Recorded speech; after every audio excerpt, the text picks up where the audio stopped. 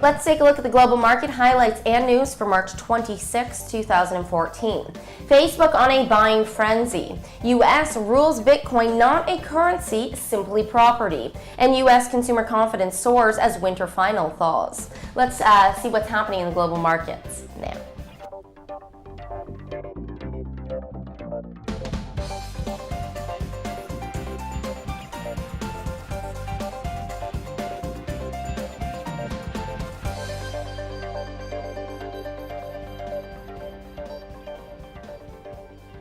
Wall Street finished a choppy trading session higher, boosted by stronger than expected consumer confidence data. Consumer confidence jumped 82.3 in March from a revised 78.3 in February. With the much bigger than expected increase, the consumer confidence index reached its highest level since January 2008. Meanwhile, European markets rallied on Tuesday, bolstered by renewed speculation that the European Central Bank will introduce stimulus to jumpstart the region's sluggish economy. Asian shares edged higher this morning on fresh signs of strength in the U.S. economy and diminishing concerns over the diplomatic standoff between the West and Russia. Key benchmark indices in Taiwan, Hong Kong, Singapore, Japan, Indonesia, and South Korea rose. In China, the Shanghai Composite fell 0.32%. Now, in corporate news, shares of Walt Disney were higher after it said it would buy Maker Studios, a leading producer and distributor of videos on YouTube. Their vast array of online channels totals 5.5 billion YouTube views per month, according to Maker, making it one of the most successful online video companies of its kind.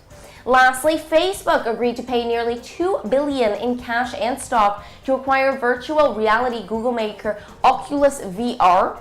And they say that mobile is the platform of today, and they were also getting ready for the platforms of tomorrow. This was Facebook founder and chief executive Mark Zuckerberg who said this in a prepared statement. Oculus has the chance to create the most social platform ever and change the way we work, play, and communicate.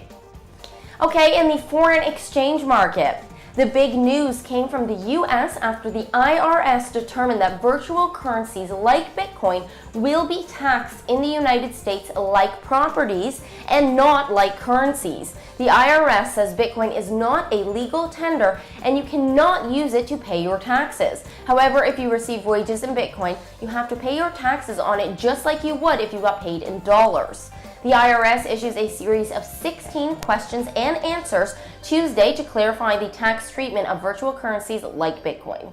In general, the IRS says it will apply the same rules that govern other barter transactions. If you receive wages in Bitcoin, they will be taxed at their fair market value at the time you were paid. If you use Bitcoins to pay for goods or services, the vendor must report the income using the fair market value of the Bitcoin at the time of the transaction. And the US dollar bought 102.29 yen versus 102.24 late Monday. The euro was weighed down by remarks from German Bundesbank President Jens Weidmann, who said negative interest rates would be a more appropriate way to counter a high exchange rate, but added it wouldn't be out of the question for the European Central Bank to buy bank assets to fight inflation, Reuters reported. The euro last changed hands at 1.3827. The British pound rose to 1.6532, and the Australian advanced to 91.66 US cents. In the commodities space, gold edged up as a combination of bargain hunting, technical buying, and lingering geopolitical tensions helped bullion to rebound from its previous session's 2% drop. Crude oil edged up to around $100 per barrel, while Brent crude traded near $107, supported by distributions to supply in Nigeria and Libya, as well as speculation that China will act to support its slowing economy. This is Amy Anderson from Option Rally, signing off. Follow me on Facebook, and of course, I'm waiting for your like today if you enjoyed today's Market Watch. Have a great day.